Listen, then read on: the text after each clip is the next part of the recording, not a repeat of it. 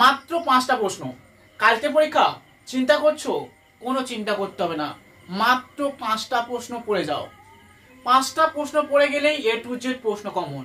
এমনকি দাগে দাগে বলে দেবো কোন দাগে কোন প্রশ্নটা পড়বে, দাগে দাগে বলে দেবো। 5টা প্রশ্ন 5টা ভালো করে পড়তে হবে, আর প্রশ্ন প্যাটার্নটা ভালো করে বুঝতে হবে। সেই জন্য বলছি প্রথম থেকে শেষ পর্যন্ত শোনো। কেউ যদি টেনে দেখো বুঝতে পারবে না, কারণ তোমাদের শেষ পরীক্ষা, একদম শেষ পরীক্ষা, আর কোনো পরীক্ষা নেই। কালকে শেষ পরীক্ষা বাংলা সাবজেক্টে। সে বলছি তোমরা অনেক সাবজেক্ট পরীক্ষা দিয়েছো, আর রিস্ক নিও না। যে প্রশ্ন দেবো একদম দাগে দাগেই পড়বে। তাহলে লিখে নাও 5টা প্রশ্ন। একের দাগে ক এবং খ এ প্রশ্ন হবে। আর দেখো এই সাজেশনটা একটু বেশি উল্লেখ করে আগের ভিডিও দিয়ে দিয়েছি, যারা দেখোনি লিখিত আকারে বোর্ডে লেকচার দিয়ে বুঝিয়ে দিয়েছি, দেখে নিতে পারো। ঠিক আছে, আমি এখন মুখে বলে দিচ্ছি। একের দাগে ক এবং খ দাগে প্রশ্ন হবে, লিখতে হবে একটা। ঠিক আছে, আমি খ দাগে যে প্রশ্নটা পড়বে তার জন্য বলছি। যদি বলো ক দাগের প্রশ্ন বলো, ক দাগেরটা বলবো, ওটা অতিরিক্ত বলে বলবো। ঠিক আছে, ক দাগে যেটা প্রশ্ন হবে লোকসাহিত্য। ক দাগের প্রশ্ন হবে লোকসাহিত্য। লোকসাহিত্য কি হয়? লোকসাহিত্য সংজ্ঞা, শ্রেণীবিভাগ, বৈশিষ্ট্য, উদাহরণ সহ আলোচনা করো। ঠিক আছে, এরকম ভাবে হয়। তাহলে একের কয়ে আসছে লোকসাহিত্য। ঠিক আছে, এই লোকসাহিত্য তোমরা কিন্তু অনেকে লিখতে পারবে না। একের দাগে যে কয়ে প্রশ্ন হবে এটা অনেকে লিখতে পারবে না। তোমরা প্রত্যেকে একের দাগে ক্ষয়ে যে প্রশ্ন হবে তার জন্য ভালো করে করো মাঘমণ্ডল আর পুণ্যিপুকুর করো। মাঘমণ্ডল আর পুণ্যিপুকুর ব্রত, এই দুটো প্রশ্ন পড়লে খ দাগের জন্য একটা পেয়ে যাচ্ছ। ঠিক আছে, কি বললাম? মাঘমণ্ডল আর পুণ্যিপুকুর ব্রত, যেটা মাঘ মাস ধরে হয়েছিল। এইটা খুব সহজ ব্যাপার, আর তোমরা যদি একবার পড়ো আরামসে লিখতে পারবে। সেই জন্য আমি তোমাদের সিলেক্ট করেছি ব্রত পালন। 3টে ব্রত রয়েছে, মাঘমণ্ডল, পুণ্যিপুকুর, সেঁজুতি। এই 3টে যদি ব্রত করে যাও, একটা 10-এ পাবে, একটা 5-এ পাবে। ঠিক আছে, 3টে ব্রত, মাঘমণ্ডল, পুণ্যিপুকুর, সেঁজুতি, 3টে করলে দুটো প্রশ্ন কমন, একটা 10-এ একটা 5-এ। ঠিক আছে, তাও বলছি বেশি করে স্টার মারো মাঘমণ্ডল আর পুণ্যিপুকুর ব্রত, মাঘমণ্ডল, পুণ্যিপুকুর ব্রত। আর আগের বছরে 2024-এ সেঁজুতি পরীক্ষায় পড়ে গেছে, তাহলে সেঁজুতিটা তোমরা 5-এর জন্য করে রাখো। ঠিক আছে, সেঁজুতি ব্রতটা তোমরা 5-এর জন্য করে রাখো। 10-এর জন্য করে রাখো মাঘমণ্ডল, পুণ্যিপুকুর ব্রত, এটা একের দাগে ক্ষয়ে আসছে।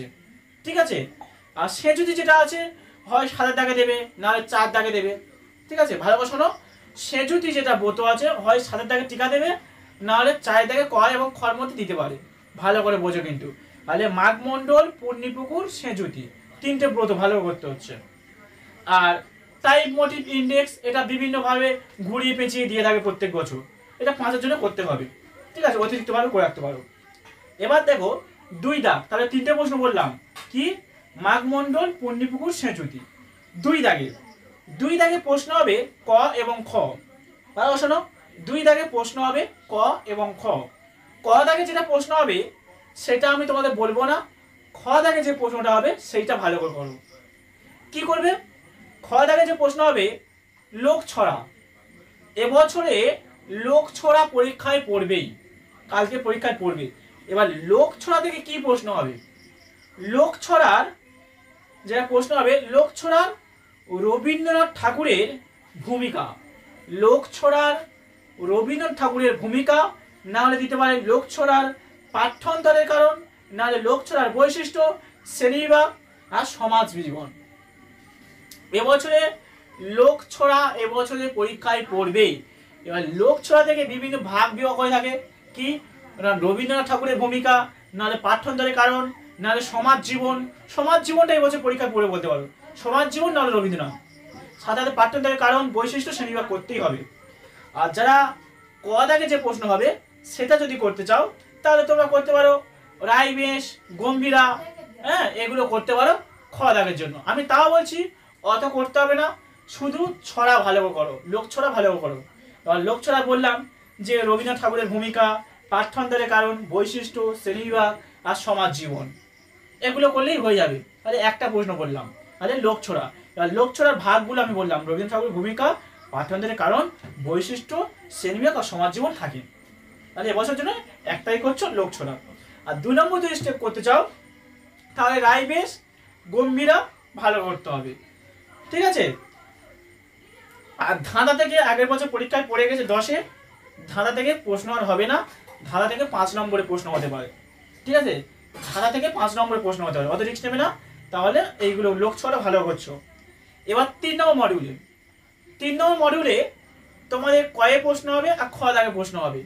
আমি তোমাদের বলবো যে কোনো একটা সিলেক্ট করো, আমি তোমাদের বলবো ক দাগের জন্য সিলেক্ট করো, আর যদি খ দাগে সিলেক্ট করো তাহলে অতিরিক্তভাবে বলবো। আর যদি তোমরা করতে চাও করতে পারো, কোনো সমস্যা নেই। তবে আমি যেগুলো বলছি এর বাইরে মোটে প্রশ্ন হবে না। লিখে নাও, অতিরিক্ত হলেও লিখে নাও, দেখবে প্রশ্নগুলি জলের মধ্যে কম হয়। তাহলে লিখে নাও, ক দাগে যেটা প্রশ্ন হবে লিখে নাও। তার জন্য করবে প্রবাদের সমাজ জীবন কিভাবে ধরা পড়েছে উদাহরণসহ লেখো। প্রবাদের সমাজ জীবন কিভাবে ধরা পড়েছে উদাহরণসহ আলোচনা করো। অথবা দেখতে পারে প্রবাদের সমাজ জীবন রূপককে বহুল ব্যবহার হয়েছে তা আলোচনা করো, ঠিক আছে। অথবা একে দাগে কয়ে থাকতে পারে প্রবাদ ও প্রবচনের মধ্যে সম্পর্ক 5 নম্বরে থাকতে পারে। প্রবাদ ও প্রবচনের মধ্যে যে পার্থক্য বা সম্পর্ক রয়েছে এখান থেকে 5ও দিতে পারে। আবার পশুকথার বৈশিষ্ট্য, পশুকথার যে বৈশিষ্ট্য রয়েছে এই প্রবাদ থেকে 5-এ দিতে পারে, ঠিক আছে। তাহলে একটা প্রশ্ন বললাম যেটা প্রবাদ থেকে, এই প্রবাদ থেকে 5-এ একটা দেবে, 10-এ একটা দেবে, ঠিক আছে। কি বললাম, প্রবাদের সমাজ জীবন কিভাবে ধরা পড়েছে উদাহরণ আলোচনা করো।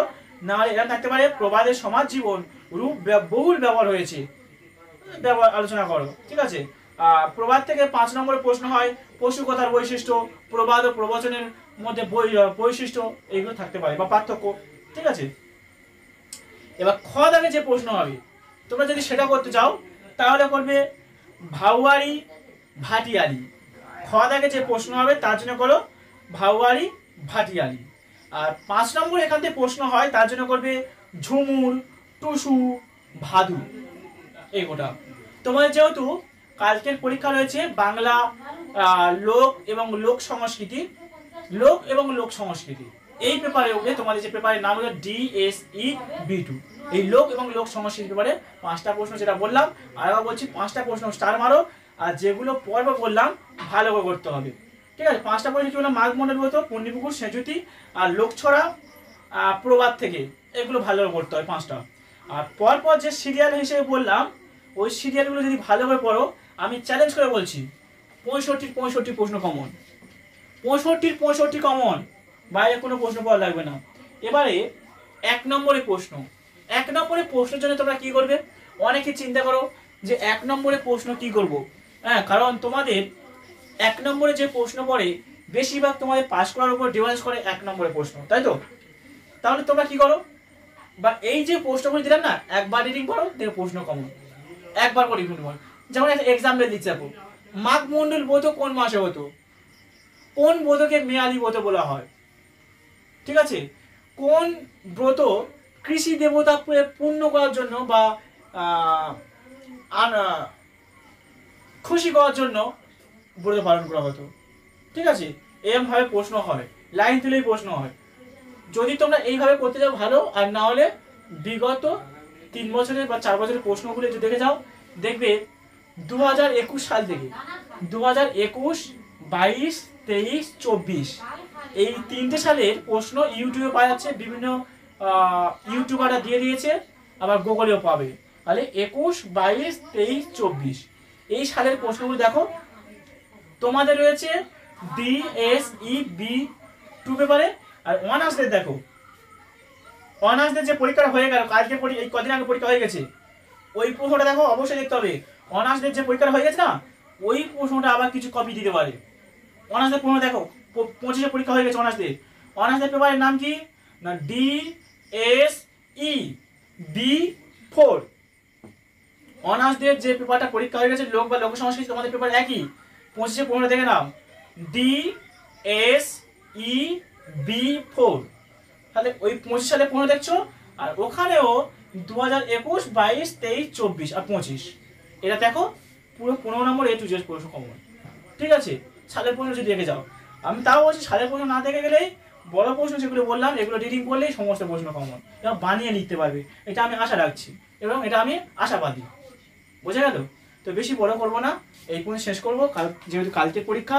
হ্যাঁ, সবাইকে বলবো প্রত্যেকে অবশ্যই সাপোর্ট করো, কারণ দিন রাত এক করে দিয়ে এটা মাস্টার প্ল্যান সাজেশান কোনো ইউটিউবার দেয় কি যায় না, তবে একমাত্র আমি দিয়ে থাকি। আগের চ্যানেলে তোমরা দিতাম, তোমরা অনেকেই আমাকে চেনো। চেনো না বলে কেউ নেই। কলকাতা ইউনিভার্সিটি অর্থাৎ ক্যালকাটা বিশ্ববিদ্যালয়ের অন্তর্গত তোমরা, কলকাতা বিশ্ববিদ্যালয়ের অন্তর্গত তোমরা যারা যারা পড়ছো সবাই আমাকে চেনো, শোভন স্যারকে সবাই চেনো, এটা আমি বিশ্বাস করি। কারণ আমি বিগত 2 বছর ধরে সাজেশান করছি এবং নাম্বার 1 সাজেশান দিয়ে আসছি, সবাই আমাকে চেনো বলে আমি জানি। সে বলছি প্রত্যেকে চ্যানেলটাকে সাবস্ক্রাইব করে সাপোর্ট করো, আগেকার মতো চ্যানেলটাকে দাঁড় করানোর চেষ্টা করো। তো ভিডিওটি এই পর্যন্ত শেষ করবো, সবাইকে বলবো লাইক কমেন্ট শেয়ার করো আর অবশ্যই চ্যানেলটাকে সাবস্ক্রাইব করে সহযোগিতা করো। তো ভিডিওটি প্রথম থেকে শেষ পর্যন্ত দেখার জন্য সবাইকে ধন্যবাদ।